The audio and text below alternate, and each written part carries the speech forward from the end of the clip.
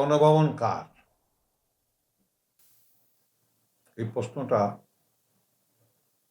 করতে চাই। গণভবন তো কারোর পৈতৃক সম্পত্তি নয়, গণভবন সরকারি সম্পত্তি।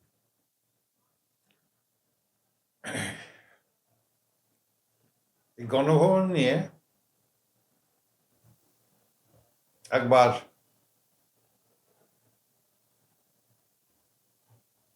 পতিত সরকার প্রধানমন্ত্রী শেখ হাসিনা নির্বাহী আদেশে শেখ হাসিনার নামে নিয়েছে। সেই থেকে আরম্ভ হয়েছে গণভবন নিয়ে চক্রান্ত। এই চক্রান্ত আজ পর্যন্ত চলছে। শেখ হাসিনা আন্দোলনের মুখে দেশ ছেড়ে পালিয়েছে। খুব ভালো, যেমনি কাম তেমনি ফল।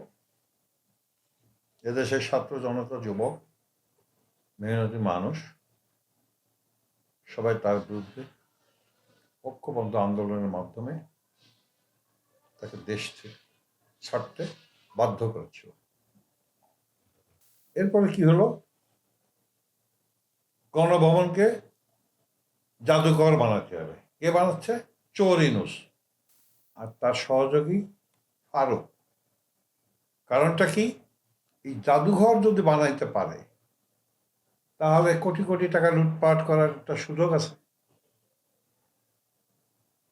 এটা তো সরকারি সম্পত্তি। গণভবন মানে হচ্ছে জনগণের ভবন। এইখানে মাননীয় প্রধানমন্ত্রীরা থাকবেন। শেখ হাসিনা যখন প্রধানমন্ত্রী ছিলেন উনিও এখানে থেকেছেন। এখন বর্তমান মাননীয় প্রধানমন্ত্রী উনি কি ওই চোর ইউনূসের মতন যমুনায় যে উঠবে? আজকে যদি গণভবন এই জাদুঘরে রূপান্তরিত না করত তাহলে মাননীয় প্রধানমন্ত্রী তারেক রহমান সাহেব তো এখানে উঠত। তার মানে কি? চুরি করার জন্য চোর ইউনূস এবং তার সহযোগী এই ফারুক, যার ওয়াইফ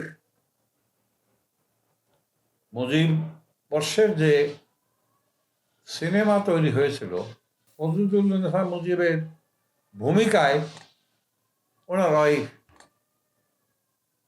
তিশা অভিনয় করেছে। কি অদ্ভুত! আবার তারাই এই গণভবনকে জাদুঘর করছে।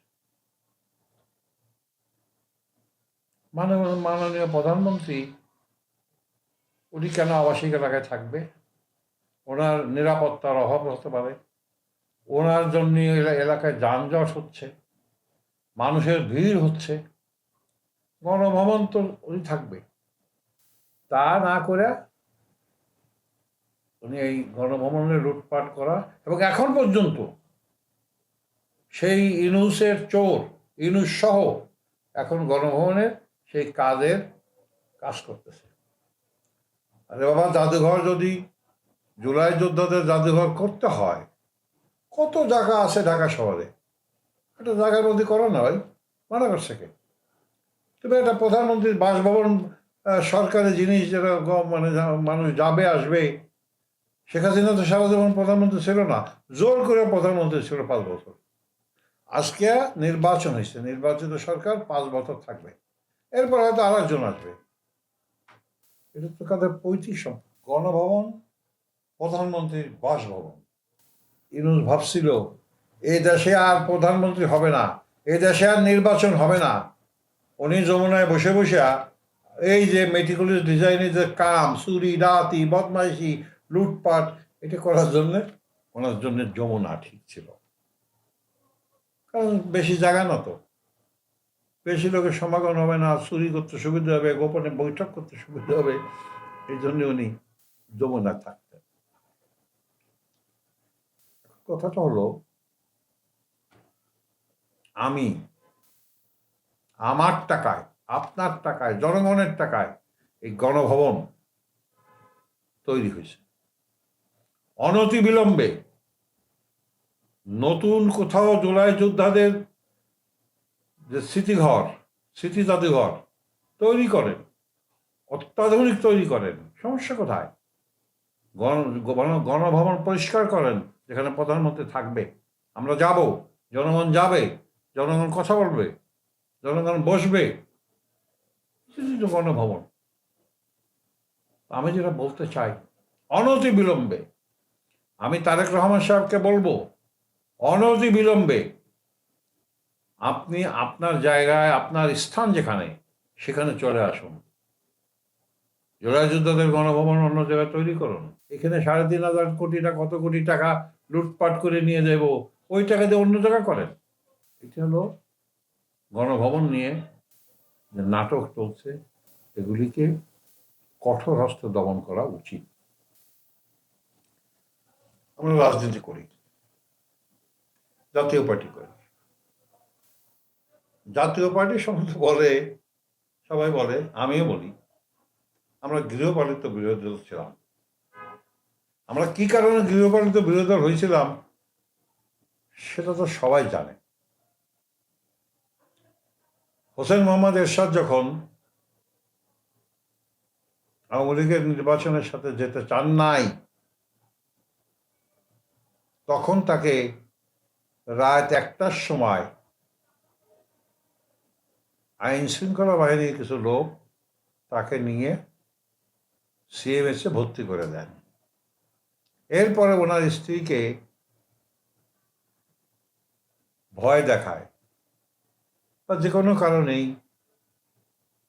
স্বামীর প্রতি দরদ থাকবেই, কথা বলেছেন, যদি আপনি নির্বাচনে না আসেন, আপনার দল নির্বাচনে না আসে, আপনার স্বামীকে ওই হসপিটালেই মৃত্যুবরণ করতে হবে।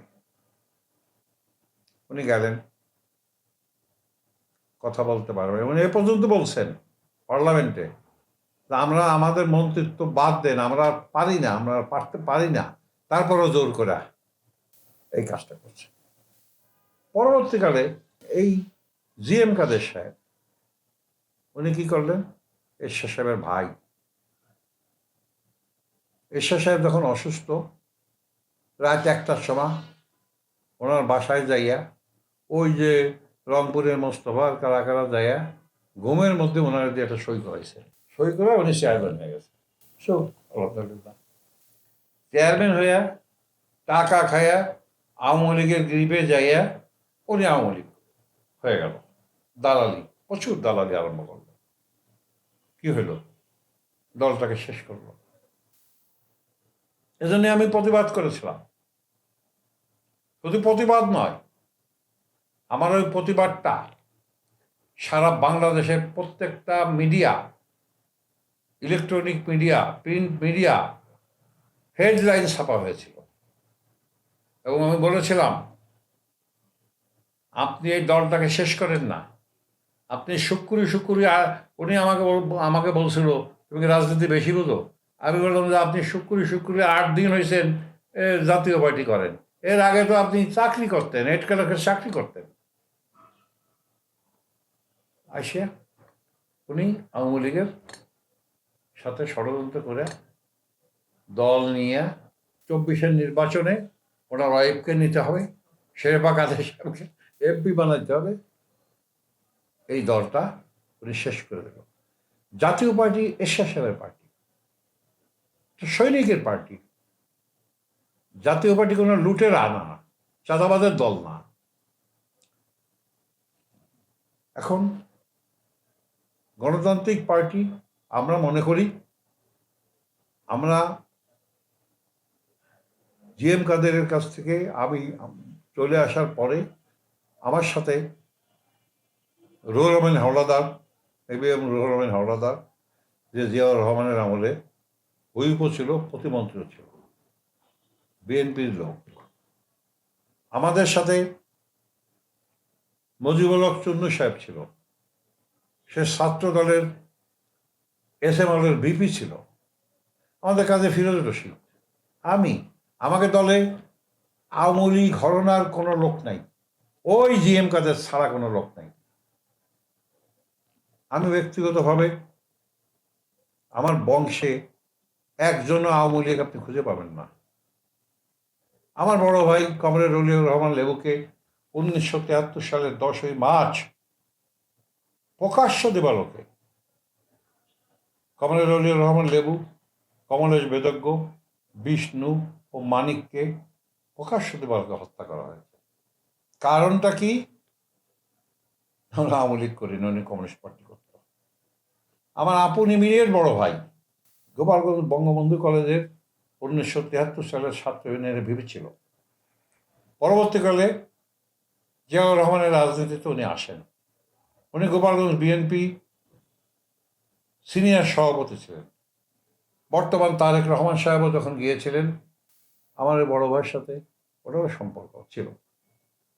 এবং আমি মনে করি আজকে যে প্রেক্ষাপট, আমি জনাব মাননীয় প্রধানমন্ত্রী তারেক রহমানকে বলবো, আপনার বিরুদ্ধে এই মেটিকুলাস ডিজাইনের চোর ইনুস লেগে আছে, সাবধান থাকুন। আপনার সমমানা যারা মুক্তিযুদ্ধের পক্ষের শক্তিগুলিকে আপনি একত্রিত করুন। আপনার হারানোর কিছু নাই, আপনার ভয়েরও কিছু নাই। আপনি নির্বাচিত সরকার হয়েছেন। ওই কয়েকদিন আগে দেখলাম ব্যারিস্টার শিশির মানি কি একটা কথা বলছে, এগুলো কেয়ার করেন না। কেয়ার করার কিছু নাই। জনগণ আপনার সাথে আছে, আপনাকে মানুষ ভোট দিয়েছে। ওদের কেয়ার করে আপনার ক্ষতি হচ্ছে, আপনার দলের ক্ষতি হচ্ছে, জাতির ক্ষতি হচ্ছে। এই ক্ষতি যেন আপনার দ্বারা না হয়, আগামীতে যেন এই পতিত সরকারের মতন আপনাকে যেন এদেশ থেকে বিতাড়িত হতে না হয়। আপনি বিতাড়িত হলে আমরা বিতাড়িত হব। আপনি বিতাড়িত হলে মুক্তিযুদ্ধের সপক্ষে শক্তি বিতাড়িত হবে। আপনি বিতাড়িত হলে আমাদের দেশের শহীদ জিয়াউর রহমান প্রেসিডেন্ট বীর উত্তম বিতাড়িত হবে। আপনি বিতাড়িত হবে, তিনবার প্রধানমন্ত্রী ছিল খালেদা জিয়া, উনিও বিতাড়িত হবেন। গণতন্ত্র ভুলণ্ডিত হবে। সেজন্য আমি আপনাকে বলবো, বিনয়ের সাথে বলবো, একজন মানুষ হিসেবে, একজন সাধারণ মানুষ হিসেবে এবং এরশাদ সাহেবের সৈনিক হিসাবে আমি বলবো, যারা আপনার সমমনা দল, জাতীয় পার্টি সহ যারা যারা আছে, আপনার সাথে যারা যারা অতীত ছিল, তাদেরকে আবার ডাকে আবার ঐক্যবদ্ধ হন, দেশটাকে বাঁচান। আপনার সাথে যেগুলি সহযোগী সংগঠন ছিল, অনেকেই নাই, অনেকে ঘুমন্ত অবস্থা চলে গেছে, অনেকেই কাজ করছে না। হ্যাঁ, তাদের চাওয়া পাওয়া ছিল, চাওয়া পাওয়া সবসময় পূরণ করা যায় না, সম্ভাবনা। তারপরও তাদেরকে বোঝায়া বলতে হবে, ভাই আসছি, আমরা একসাথে দেশ চালাই, একসাথে দেশকে পুনর্গঠন করি। আমরা আবার ঐক্যবদ্ধ হয়ে এই জঙ্গিবাদকে, এই দেশের যারা স্বাধীনতার বিপক্ষে শক্তি, তাদেরকে পরিহার করে স্বাধীনতার পক্ষের শক্তিকে এক করে আমরা আগামীতে আবার করে নূতন বাংলাদেশ, এই যে স্বপ্ন, আমরা 1971 সালে যুদ্ধ করে যে বাংলাদেশ আমরা স্বাধীন করেছিলাম, যে বাংলাদেশ একটা ভূখণ্ড আমরা তৈরি করেছিলাম, সেই ভূখণ্ডকে আরও শক্তিশালী করি। পৃথিবীর প্রত্যেকটা দেশে আমরা যেন এই বাংলাদেশকে আরো উজ্জীবিত করতে পারি, সমস্ত পৃথিবীর প্রত্যেকটা দেশে। আজকে মেটিকুলাস ডিজাইনের যে চোর ইউনূস সাহেব 19 মাস ক্ষমতায় ছিলেন, উনি 19 বার বিদেশে গেছেন, প্লেন ভরে ভরে লোক নিয়ে গেছেন। কি করেছেন উনি? দেশের জন্য কি করেছেন? হাজার হাজার কোটি টাকা খরচ করছেন। দেশের কোনো উন্নতি হয়েছে? দেশের একটা টাকা নিয়ে আসছে? দেশে একজন মানুষ, দেশ থেকে একটা মানুষ বিদেশে রপ্তানি করতে পেরেছে? পারে নাই। উনি কি করেছে? ওনার এই যে ফ্যাসিস্ট সরকার বলে উনি এদেশের ছাত্র জনতাকে উদ্বুদ্ধ করেছেন। উদ্বুদ্ধ করে কি করছেন? উনি বলেন ছাত্রদেরকে শিক্ষা দিতে হবে, আর্মি শিক্ষা। কার বিরুদ্ধে? কেন শিক্ষা দিতে হবে? উনি তো একটা ভোকেশনাল ইনস্টিটিউট করে নাই, উনি তো একটা স্কুল করে নাই, উনি তো যে শিক্ষণীয় কোনো জিনিস উনি কিছু করে নাই। করতে পারত। উনি না করে উনি ছাত্রদের ট্রেনিং দেবে। কি ট্রেনিং দেবে?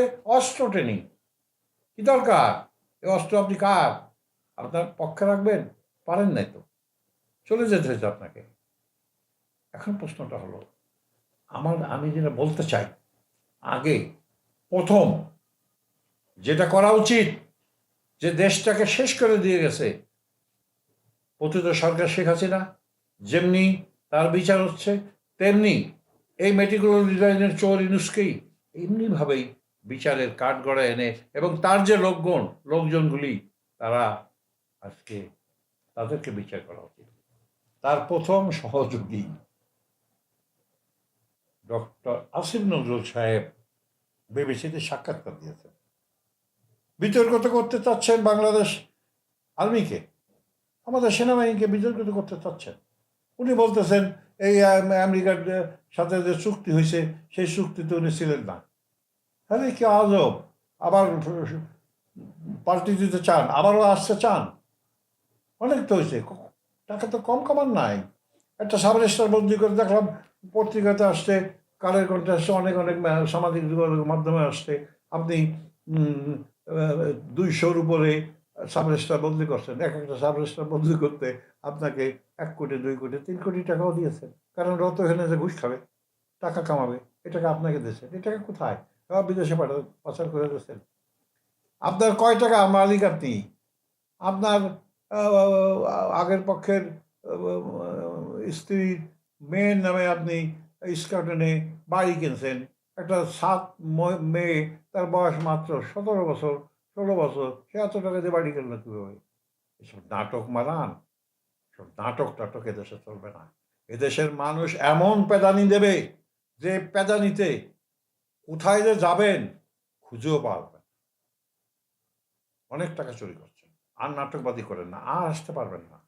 মব সৃষ্টি করছেন, এই মবই আপনাকে ধরবে। অপেক্ষা করেন, মব বন্ধ হয় নাই, বন্ধ করার জন্য কোনো প্রক্রিয়া হচ্ছে না। কারণটা কি? যা আপনারা দিয়ে গেছেন বীজ, এই বীজ কত বছরে যাবে আল্লাহই জানে, আমরা বলতে পারবো না। কথাটা হলো, সব কথা শেষ কথা, যে কথা বলতে চাই আবারও বলি, বারে বারে বলি, আরো বলবো, যতদিন পর্যন্ত বেঁচে থাকবো ততদিন বলবো। আমি তারেক রহমান প্রধানমন্ত্রীকে বলবো যে আপনার সরকার, গণতান্ত্রিক সরকার, নির্বাচিত সরকার, এই চোর, বাটপার, ইনুস, বদমাইশ, লুটেরা, সুদখোর, এর বিচার করেন।